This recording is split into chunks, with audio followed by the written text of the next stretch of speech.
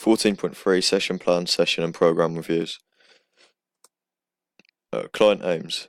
Before I planned out what the overall 6-week program and specific session would be, or what they would include, I asked my client for what their aims were for the whole program, such as the components of fitness they wanted to increase, so that I could focus on improving these during the sessions, and hope to see an increase in these components of fitness by the end of the 6 weeks.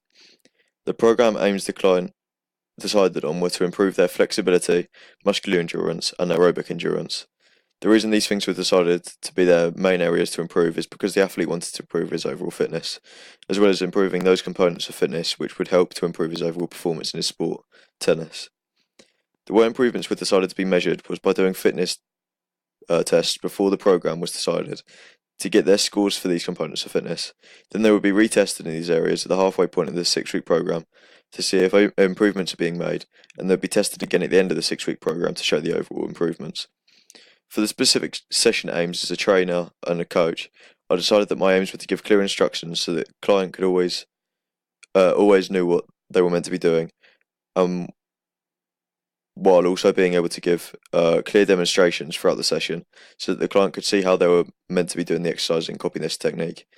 The way this was to be measured to see if I successfully done these things is by seeing whether the client looked as if they knew they were doing what they were doing after instructions had been given, to see if they were clear instructions or not, while also looking to see if the client's technique when doing the exercises was correct, to see if I performed clear and accurate demonstrations.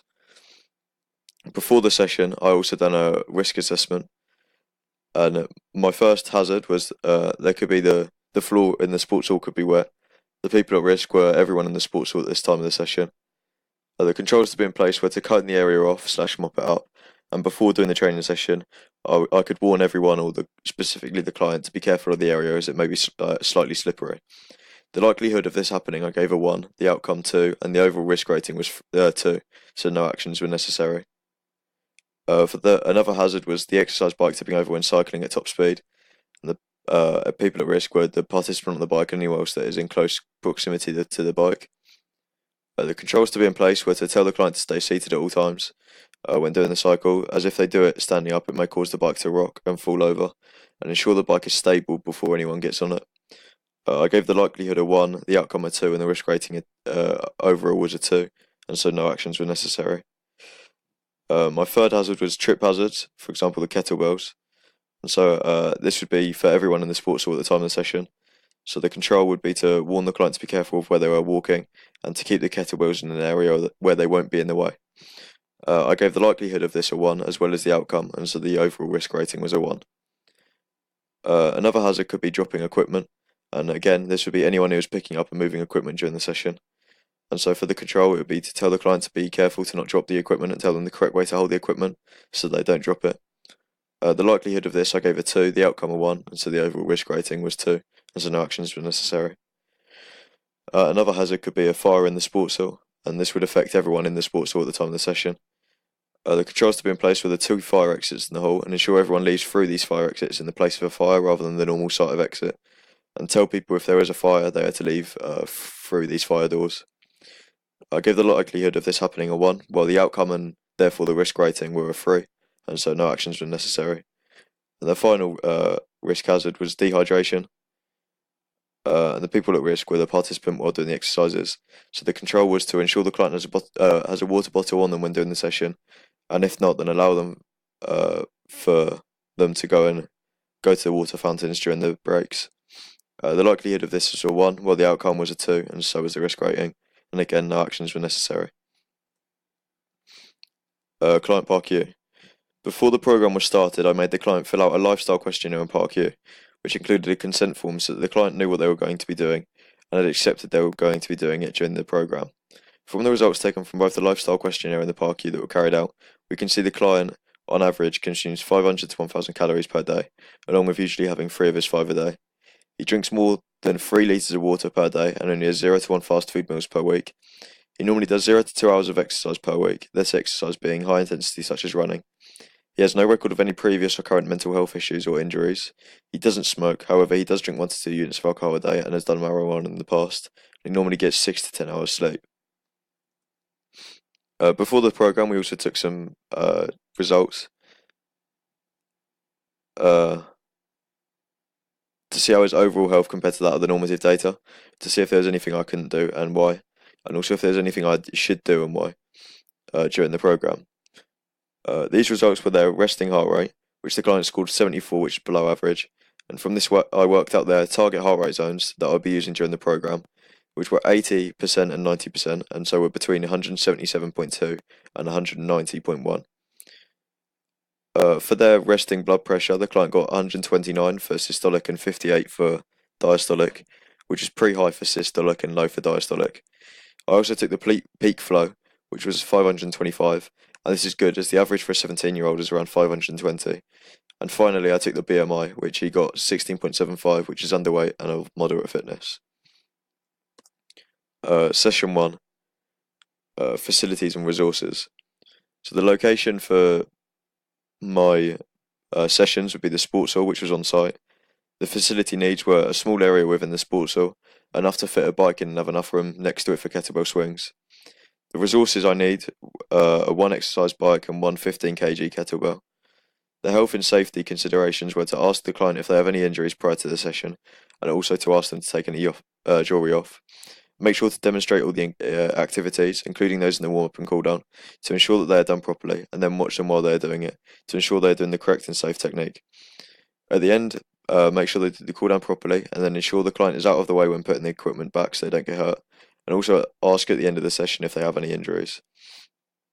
Emergency procedure / contingency plan was if there was a fire, then I'd tell everyone to exit through the fire doors and ensure that everyone that was in the sports hall evacuates the hall through the fire doors. Ensure there's a first aider / first aid kit on the premise in case of injuries. You can deal with anything small easily, and if it is serious, then you can try and deal with it until more help arrives.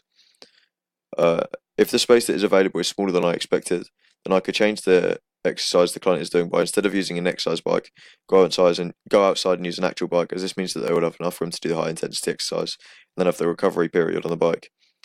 You could do this in Hove Park as there is a large amount of space where you won't be in the way of other people, and so can do the exercises with ease.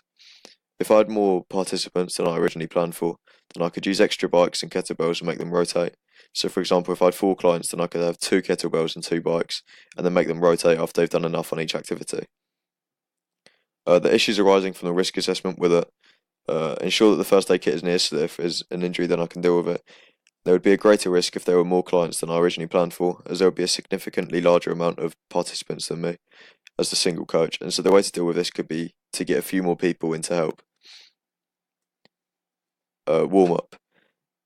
At the beginning of the session, I'll introduce myself and say what they'll be doing during the session, then ask if they have any injuries or anything else I need to know about, illnesses, asthma, etc. Then I'll ask the client to take off any jewelry they are wearing, and ensure their phone / wallet isn't in their pocket. I would be assertive and in control, but be friendly as well, so the client feels comfortable during the session. During the actual warm-up, at the beginning they would do a 1-minute light cycle on the exercise bike, and this would be followed by walking lunges and leg swings, which would be done for 20 seconds on each leg. For the arms, it would be shoulder stretches and forearm stretches, which will be held for 8 to 10 seconds on each arm. The space will be organised by having a short space next to the exercise bike, so they have enough space to do the leg swings, etc. Exercise session content 3, the main content. For my actual activities and drills, I picked exercises that were appropriate to the client's level of fitness, as I've decided they need to work within 80 to 90% of their maximum heart rate when doing the maximal exercise, maximal cycling. And for the kettlebell swings, they must work at around 16 on the RPE scale, so for both exercises they're working at an extremely high intensity that's specific to them. These exercises can be easily progressed, as you can increase the amount of time / weight they're using, which will help to increase their level of fitness, as it will be pushing their muscles harder with more weight / time, etc. And so it will gradually increase in strength. My activity 1 was maximal cycling, and they'll be working at between 80 to 90% of their maximum heart rates for 15 seconds with 45 seconds rest. During this rest, the client will be doing a light cycle so they keep their leg muscles warm. There'll be 8 sets of this in total, followed by a 2-minute rest. Activity 2 was to have 30 to 40 seconds of kettlebell swings with 10-second rest periods, 3 sets of this, and the weight of the kettlebell will be 16 kg, so that it isn't too heavy to not be able to do. They should be working around the 16 mark on the RPE scale when doing the kettlebell swings. The key coaching points for the kettlebell swings is to have slightly bent legs and two hands on the top of the kettlebell. When doing the swinging motion, keep your back straight and head forward. Then demonstrate this to make the coaching points clearer and ensure that the client will be doing the correct technique. I had a backup activity for activity 3 in case I didn't. In case I had a lot of time left over after my first 2 activities, and for these I chose kettlebell squats, which would be 1 minute of kettlebell squats with 30 seconds rest period and 5 sets of this. And when doing the kettlebell squats, the client should be working at 16 RPE, so that they're working as hard as possible, as this will mean that the body is being pushed to do as many as they can, and therefore the muscles are being worked to the point where small micro tears will happen, which when healed will cause the muscle to strengthen. The key coaching points is to have a straight back, feet shoulder length apart, and both arms bent at the elbows, with both hands gripped on the side of the kettlebells. Squat all the way down and then push back up. For the cool down, the cool down phase of the session is important, as it allows for the client to physically get their body back to a resting state while also allowing for them to mentally calm down after the session, as the amount of adrenaline in the body decreases back to a resting level. For my cool down, though, we do a light cycle to cool down the muscles in the legs, and while doing this, they should be doing arm swings. These arm swings should be done for around 30 to 45 seconds, and the light cycle should last for around 2 minutes. After these arm swings are done, they will do the same forearm and shoulder stretches as in the warm-up, but instead we'll hold them for 30 to 45 seconds on each arm. And then for the end of the session, I will ensure that everything is packed away safely and back to where it was taken from. And when doing this, I would ensure that I do it slowly and carefully so avoid rushing, so that no injuries happen when I'm trying to put the equipment away.